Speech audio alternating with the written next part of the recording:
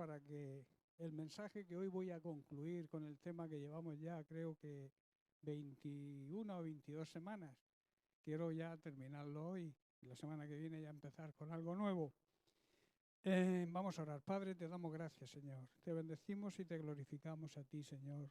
Queremos honrarte, darte la gloria y la honra que tú te mereces. Que tu palabra, Señor, caiga en buena tierra, donde pueda echar raíces, germinar y dar fruto, Padre.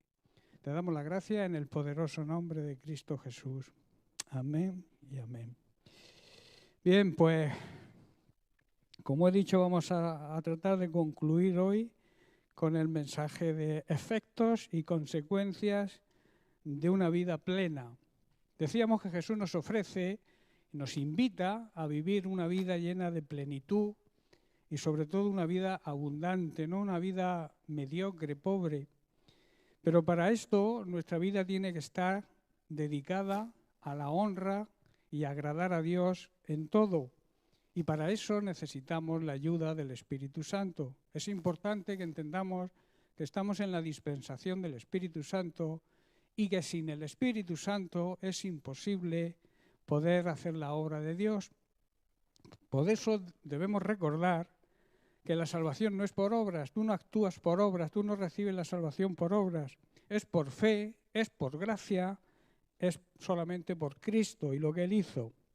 No debemos olvidar, por tanto, que la gloria, la honra y la paz son para todo el que hace lo bueno, y así es librado de la ira santa, justa y siempre justificada de Dios. Estuvimos viendo que existen dos puertas y por tanto existen dos caminos a seguir, una puerta ancha y otra puerta estrecha. Jesús nos dijo, entrad por la puerta estrecha. Esta es la puerta, este es el camino que nos conduce a la salvación, no hay otro. Pero nosotros decidimos por qué puerta andar. Porque en Mateo capítulo 7, verso 13, Jesús también nos dice, porque ancha es la puerta y espacioso el camino que lleva a la perdición. El contraste está muy claro. La puerta estrecha te va a llevar a la salvación, pero existe otra puerta muy peligrosa, que es más atractiva, digamos, a los sentidos humanos, y Jesús la llama la puerta ancha. Es más fácil de transitar por esa puerta y muchos la eligen porque no les compromete a nada, pero que esa puerta lleva al camino de la perdición, de la condenación eterna. Por eso debemos escoger la vida, debemos escoger a Cristo, debemos escoger la bendición de la salvación y no la maldición de la condenación eterna. Tenemos dos caminos a seguir, no hay más. El primero es el camino del juicio, aquel que vive según su voluntad y haciendo lo que le da la gana. El segundo es el camino de la gracia, el que nos hace merecedores a la gracia de Dios, el camino que nos va a conducir a la vida eterna. Y estamos meditando sobre Hebreos capítulo 10, verso 25, que dice, no dejando de congregaros como algunos tienen por costumbre, sino exhortándonos y tanto más cuando veis que aquel día se acerca. Aquel día se refiere a la segunda venida de Jesucristo. ¿Qué pasa cuando un creyente, yo lo llamaría supuesto creyente, deja de congregarse? O se congrega por hábito, por religión, por acto litúrgico y no de corazón. Primero se nos enfría el corazón cuando no nos congregamos. Hay una corriente hoy que dice que no hace falta ir a la iglesia, no hace falta congregarse, que desde casa tú puedes seguir a Cristo. Eso es una falacia, es una gran mentira, porque el escritor de Hebreos lo dice bien claro, que no dejemos de congregarnos. En segundo lugar, el creyente queda expuesto. El enemigo sabe que el cristiano aislado es más vulnerable. Es un cristiano en peligro. Tercero, perdemos el alimento, la mesa que hablaba Diego, la mesa que Dios pone delante de nuestros enemigos, esa mesa llena de su palabra, llena de su bendición. Si no nos congregamos, esa mesa que Dios pone, adereza delante de nosotros en cada congregación y en cada reunión, no la disfrutamos. Y por último, al dejar de congregarnos, dejamos de dar buen testimonio. La gente nos observa. Yo suelo repetir mucho que la gente está pendiente y cuando decimos que somos cristianos, está pendiente a ver si en verdad lo somos. Y estamos en el Salmo, aquí nos quedamos en el Salmo 122, versículo 1, donde David declara lo siguiente: yo me alegré con los que me decían, a la casa del Señor iremos. Nos quedamos en este versículo, quiero recordar la semana pasada o la anterior cuando compartí, y me gustaría meditar en este corto versículo y profundizar en él. David dice, me alegré cuando me dijeron, vamos a la casa del Señor. Sabéis que a mí me gusta hacer énfasis, lo suelo repetir muchas veces, que tenemos que tener coinonía los hermanos juntos, disfrutar de la compañía como hermanos. Entre los miembros de la iglesia somos una familia. Debería haber ese anhelo, ese deseo, ese deleitarnos compartiendo con nuestros hermanos. La vida de la iglesia es una vida congregacional, es una vida familiar. Todos somos miembros de una misma familia. Nuestra vida cristiana tiene que reflejar la consecuencia de comportarnos como esa verdadera familia de Dios que somos. Y también nos va a ayudar a nuestro crecimiento espiritual. Una persona aislada que se va enfriando porque al no tener las brasas cerca, el fuego se apaga y entonces se va olvidando la oración, se va olvidando la lectura de la palabra y mucho menos la meditación en ella, que debemos hacer cada día. Nos vamos enfriando y a veces acabamos con dudas, la fe se nos va y nos vienen los problemas. Por eso es una necesidad, no digamos que es una opción, es una obligación y una necesidad el congregarnos, estar los hermanos juntos. La alegría, el gozo del creyente debe estar cuando acude a la casa de Dios a compartir, a estar en la presencia de Dios y a estar junto a sus hermanos. Repito lo que el salmista declara a David, me alegré cuando me dijeron, vamos a la casa del Señor. Esto es una declaración tan sencilla, pero llena de gozo en el corazón de David. David no dice, me alegré cuando llegué a la iglesia, no, sino me alegré cuando me lo dijeron que íbamos a ir a la iglesia, ¿verdad? A la congregación, al templo. La expectativa de estar en la casa de Dios encendía y llenaba el corazón de gozo de David. Y ese debería ser también nuestro anhelo, nuestro deseo, alegrarnos cuando alguien nos dice, vamos a la reunión de oración, vamos a la reunión de la escuela bíblica, vamos a la reunión del domingo. Deberíamos alegrarnos y dar gracias por las personas dentro de las congregaciones que hacen eso, animar a la gente a venir, a congregarse.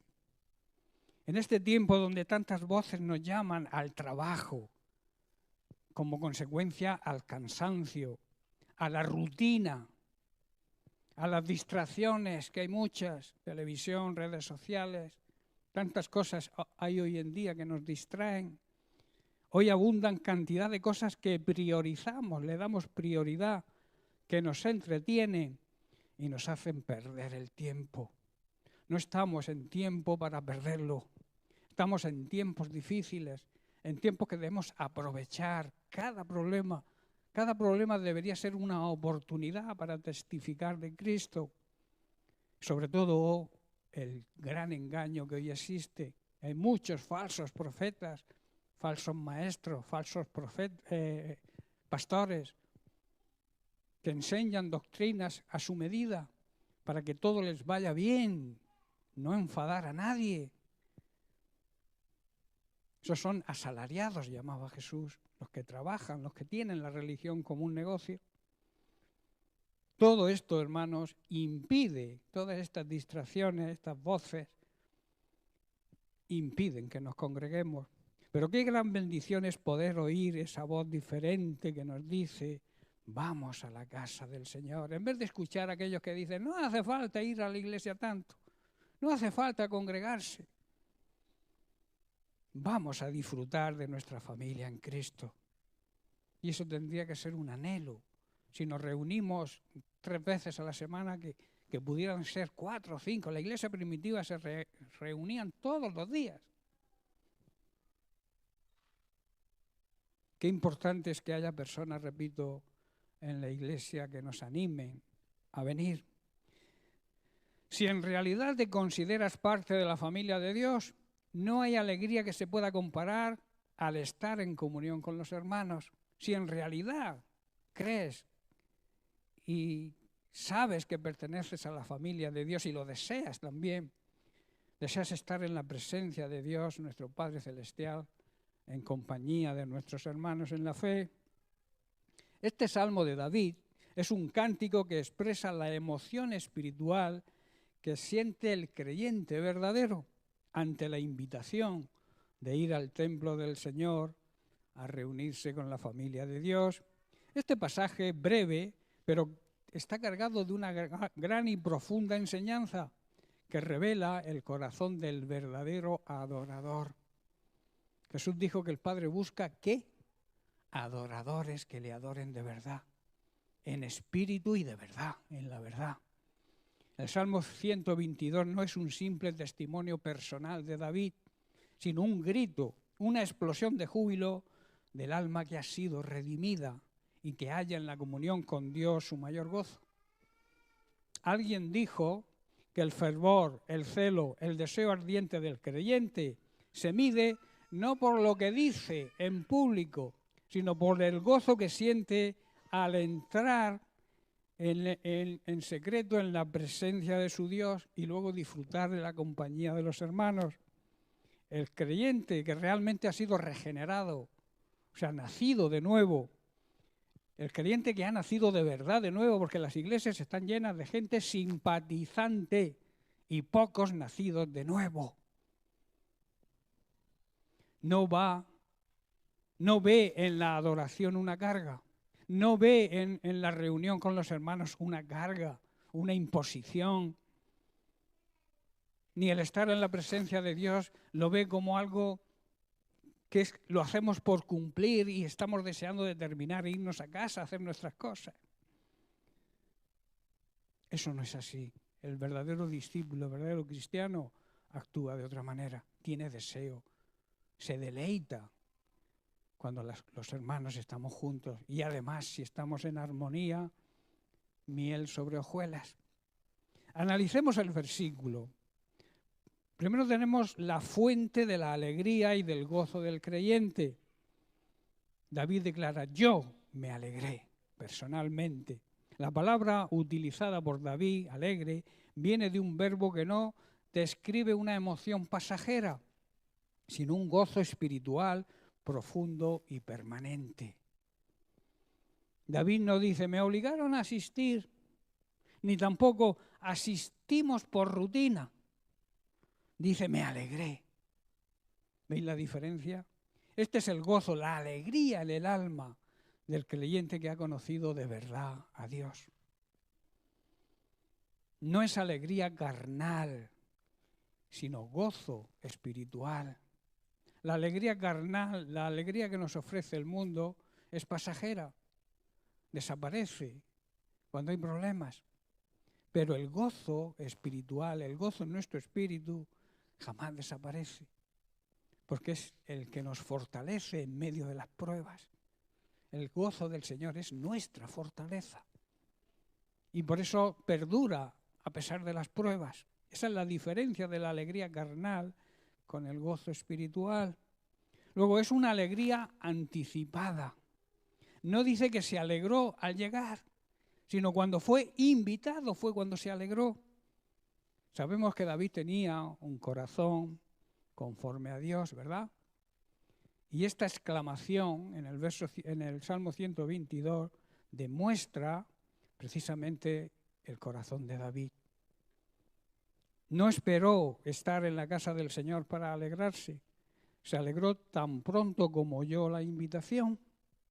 Así es el corazón de un creyente enamorado de Dios. Late con gozo solo con pensar estar en su presencia. El corazón agradecido, el corazón gozoso, se alegra estar en la presencia de Dios y además hacerlo junto con sus hermanos. También es una alegría, como digo, compartida. No fue solo un impulso individual. David dice con los, en plural, con los que me decían. Vemos un sentido de comunidad, de hermandad espiritual. El creyente no debe caminar solo. El gozo de la adoración a Dios se multiplica cuando es compartido con otros hermanos en la fe, en el mismo sentir y en la misma visión. ¿Está comprendiendo? Por eso el que no se reúne se pierde todas estas bendiciones. La invitación conmueve el corazón del creyente. Dice, me alegré con los que me decían, a la casa de Dios iremos. Aquí vemos algo precioso, una exhortación llena de amor de unos a otros. Hermanos que nunca nos van a impulsar al pecado. Personas que siempre nos van a dirigir correctamente. No como la gente que nos rodea, la gente incrédula. Esos te van a dirigir mal. Pero en la iglesia hay hermanos que nunca nos van a impulsar a pecar, sino todo lo contrario, sino a un culto de adoración y de alabanza a Dios. No se trata de ir al mercadillo, tampoco se trata de ir al cine, o iremos a un espectáculo cualquiera, sino a la casa de Dios iremos. ¿Veis la diferencia? La casa de Dios es un lugar donde Él está de una manera especial, donde su presencia es especial. ¿Por qué? Aunque Dios es omnipresente, está en todas partes, Él ha determinado manifestarse de una manera especial en su casa y en medio de su gente, de su familia. Y los que no se congregan se lo pierden. ¿Os estáis dando cuenta de la importancia de congregarnos? En el Antiguo Testamento era en el templo. Hoy es la iglesia reunida en su nombre. Las personas que somos lo que realmente somos la iglesia, que nos reunimos en su nombre en un local. Que al reunirse su iglesia y al estar en la presencia de Dios, ese local también es santo. ¿Estáis comprendiendo? Jesús dijo en Mateo capítulo 18, verso 20, porque donde están 2 o 3 congregados en mi nombre, allí estoy yo en medio de ellos. Esta es una gran promesa de Jesús. No importa que seamos 2 o 3, si nos congregamos en su nombre, no en nuestro nombre o en nuestras maneras de pensar las cosas, de hacer, No, en el nombre de Jesús, cuando nos congregamos en su nombre, Él habita en medio de ellos. La importancia del lugar de adoración. Para David el templo no era solamente un edificio, era el lugar donde el nombre de Dios habitaba. Por tanto, su alma ardía con deseo por estar allí, en el templo, junto con la iglesia.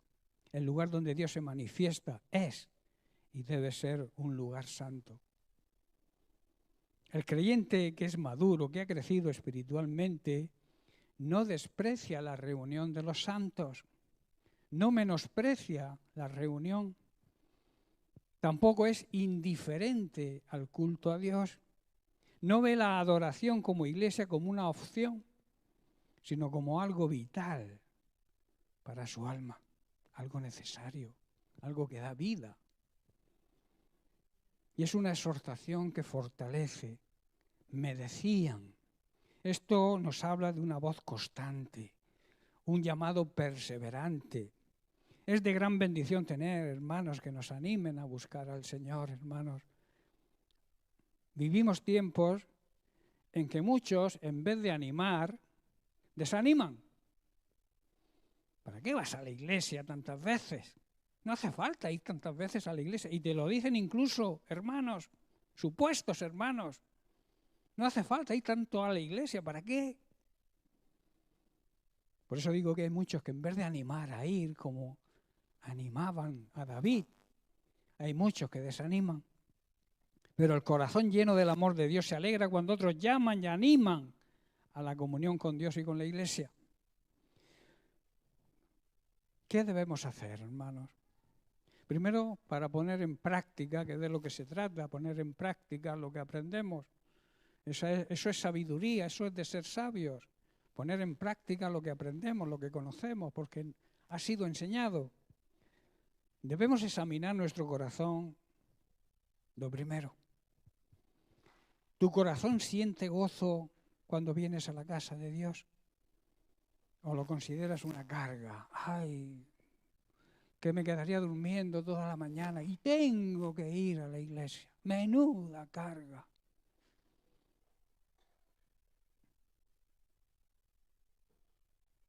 Es una pregunta que deberíamos hacernos. ¿Te sientes gozoso cuando despiertas un domingo en la mañana y sabes que vas a venir a la iglesia a estar en la presencia de Dios, a ministrar a Dios lo primero con nuestra alabanza y que Él nos ministre con su palabra, nos ponga esa mesa, aderece esa mesa delante de nosotros? ¿Te sientes gozoso?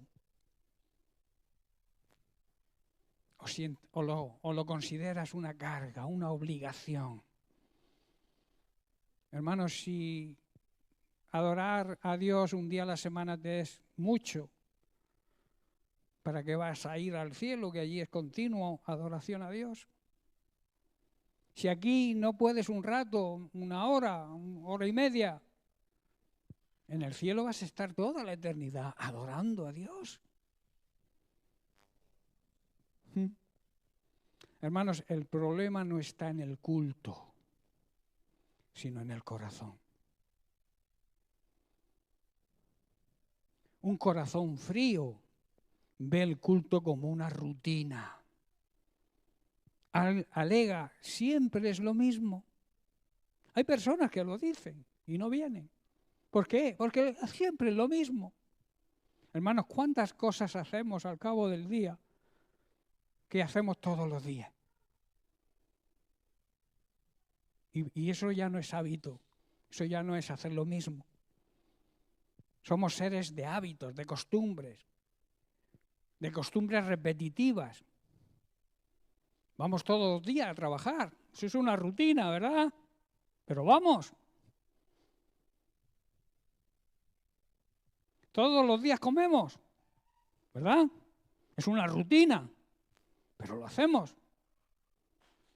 Todos los días nos echamos un rato la siesta, ¿verdad? Es una rutina, pero lo hacemos. En cambio, venir a la iglesia es una rutina, y como es una rutina, no lo hacemos. ¿Os dais cuenta de la hipocresía humana? De lo hipócritas que somos a veces. Un corazón regenerado, nacido de nuevo, lo ve como un disfrute, un deleite, y disfruta en la presencia de Dios junto con sus hermanos. Pero lamentablemente hay corazones fríos, hay más corazones fríos que corazones regenerados, nacidos de nuevo.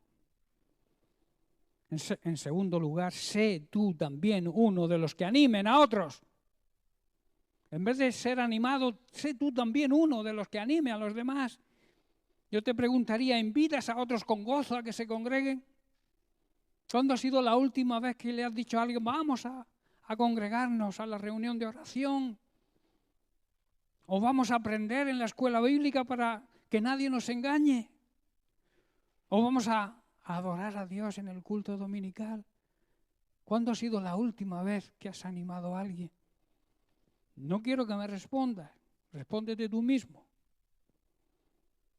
¿Eres un instrumento de edificación y de unión o de dispersión? ¿Sabéis que el diablo ataca a las que se despistan del rebaño? Cuando una oveja se sale del rebaño, es mucho más vulnerable al ataque del lobo. ¿Qué es lo que ocurre con los que no se congregan? El diablo los tiene ahí, ¡pum!, se los traga. Y luego, ¡ay!, si yo hubiera hecho caso. La iglesia necesita creyentes que, como David, se alegren con la invitación amorosa de ir a la casa del Señor.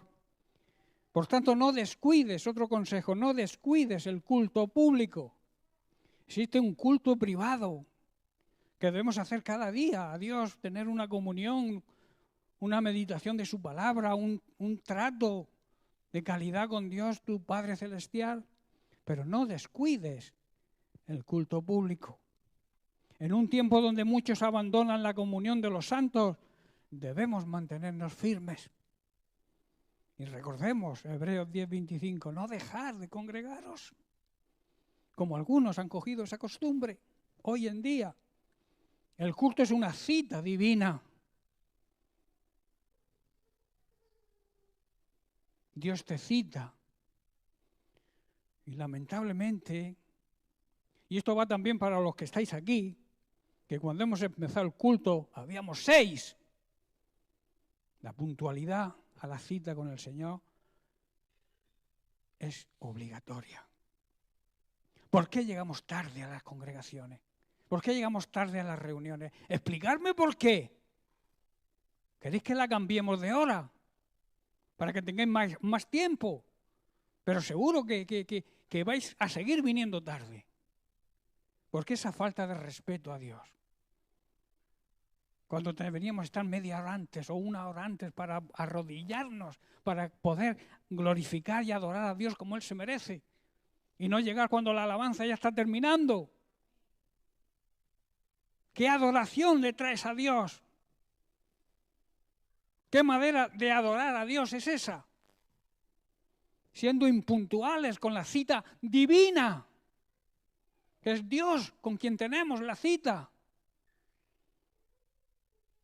Seguro que si tenéis cita con el presidente de la comunidad autónoma, por poner alguien cercano, llegaríais con tiempo de sobra. Pero tenemos la cita con Dios ya.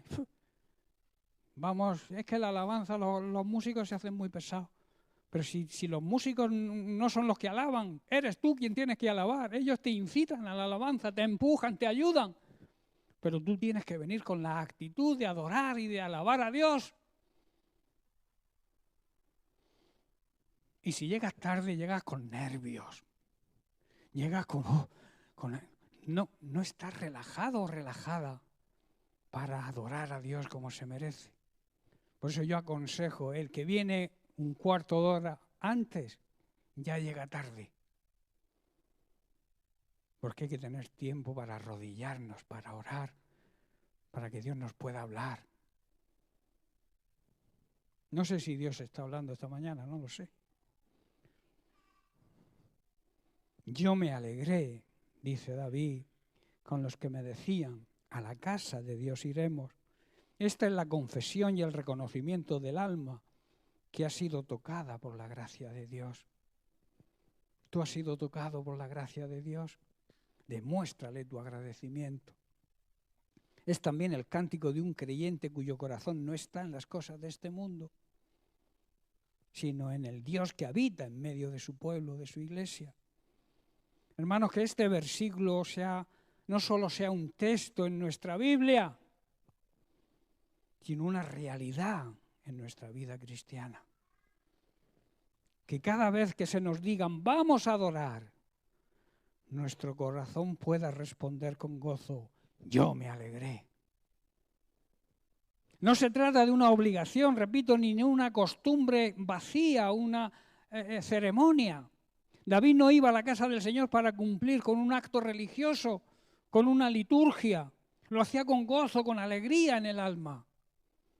¿Cómo lo hacemos nosotros? David se sentía parte de algo muy especial, ser parte de un pueblo que camina y avanza junto, en armonía. Un pueblo que no camina solo, un pueblo que camina en unión y en armonía hacia la meta y el propósito divino. Así también nosotros cuando venimos al templo, no venimos a estar solos, venimos como cuerpo de Cristo. Menuda responsabilidad. Es un gran privilegio ser parte del cuerpo de Cristo, ¿verdad? Es un gozo, un privilegio. Si no lo es, algo pasa en tu vida. Es un gozo y tener un privilegio grandísimo, el considerarnos y que el Señor nos adopte. Pero eso conlleva también una gran responsabilidad. que es agradar a Dios en todo.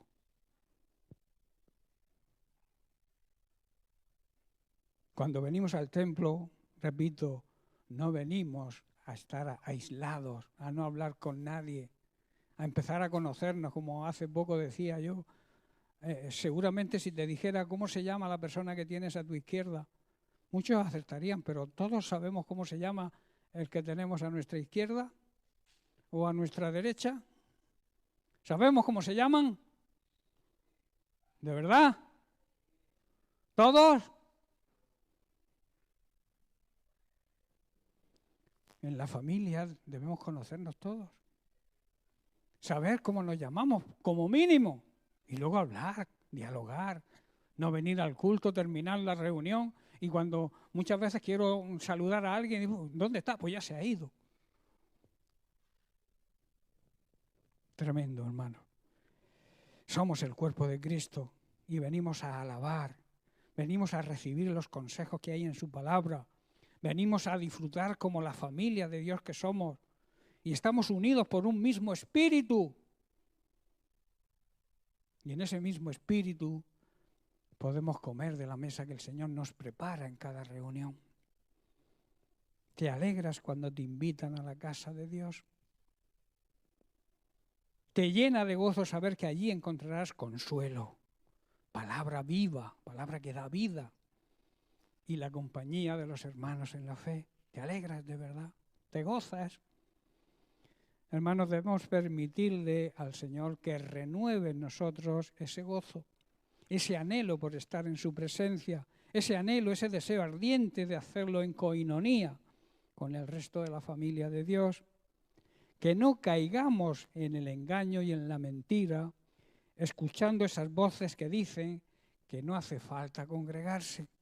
Y obedezcamos las palabras del escritor de Hebreos cuando nos dice, no dejar de congregaros. Y también aprender de David, que se llenaba de gozo cuando le decían, vayamos a la casa del Señor. Bien, pues estoy ya terminando. Voy a hacer, digamos, una conclusión final del tema que hemos tratado durante 22 semanas. El efecto de la plenitud divina en el creyente que se ha rendido al Señor, es que, como consecuencia de esa rendición, recibimos paz, recibimos el fruto perfecto del Espíritu Santo, con todas sus cualidades, y recibimos también el carácter de Cristo. El carácter de Cristo lo expresa Él en su palabra, en su vida, en su forma de comportarse. Debemos imitar. Pablo decía, sufro dolores de parto, para que el carácter de Cristo se forme en cada uno de los creyentes. Y tenemos que demostrar ese carácter de Cristo. En la escuela bíblica el otro día hablábamos y decíamos que a veces nos precipitamos, tenemos mal genio, nos sale, digamos, el viejo hombre ahí de rebote, se quiere sacar la cabeza y a veces se nos va. Y decíamos, ¿qué decíamos? Que debemos ponernos en el lugar de Cristo. O mejor dicho, poner a Cristo en nuestro lugar. ¿Qué haría Cristo en una situación parecida? Cuando tú tengas el impulso de contestarle a alguien mal, de hacer un mal en vez de hacer un bien cuando recibes un mal, hay que decir, ¿qué haría Cristo? Cerrar los ojos, contar hasta 10, 20, 30, 40, hasta donde sea necesario hay que contar. Controlar, dominio propio, control. Y decir, ¿qué haría Cristo en mi lugar? Eso es tener el carácter de Cristo. Eso es que el carácter de Cristo, cuando actúas así, es el carácter de Cristo que se está formando en ti. Por eso debemos permitir que el Espíritu Santo tome el control de nuestra vida, dirigiendo nuestros pensamientos, en otras palabras, dirigiendo nuestra mente. La mente es como un jardín. Si no lo cultivas, van a crecer malas hierbas. Por eso dice la palabra de Dios que sometamos nuestros pensamientos a la obediencia a Cristo.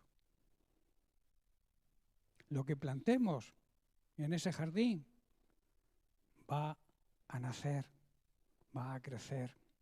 Por eso debemos cuidar nuestra mente, someter nuestra mente a la influencia del Espíritu Santo. Porque, repito, lo que siembras en tu mente es lo que va a crecer. Tenemos que tener una mente abierta a la influencia del Espíritu Santo. ¿Sabéis lo que dijo alguien sobre la mente? Dice, la mente es como un paraguas. Si no lo abres, no sirve para nada. ¿Verdad? ¿Para qué sirve un paraguas cerrado? Ni te produce sombra, ni te evita que te mojes cuando llueve, pero si lo abres, funciona. Cuando tú abres tu mente y te dejas influenciar por el Espíritu Santo, es cuando realmente vas a empezar a vivir la vida plena y abundante que Dios quiere que vivamos.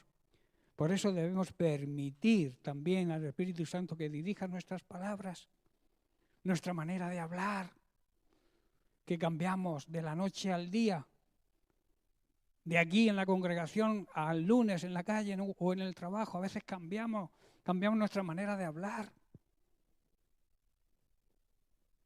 Y también un buen testimonio.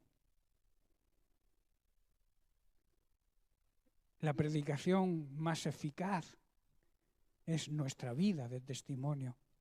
Cómo vivimos, cómo actuamos, cómo nos comportamos, va a marcar si está siendo influenciado por el Espíritu Santo o no.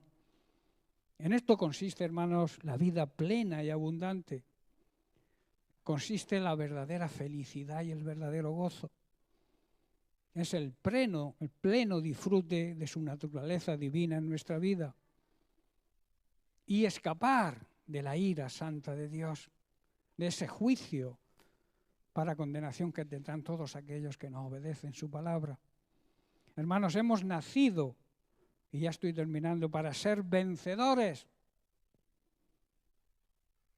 Hemos nacido para ser vencedores. Si vives en derrota, no estás en el orden de Dios. Dios quiere que venza. En Él somos más que vencedores. Hemos nacido para vivir una vida plena y abundante que Dios quiere que vivamos. Él desea que vivamos. Él nos invita a que vivamos en esa vida.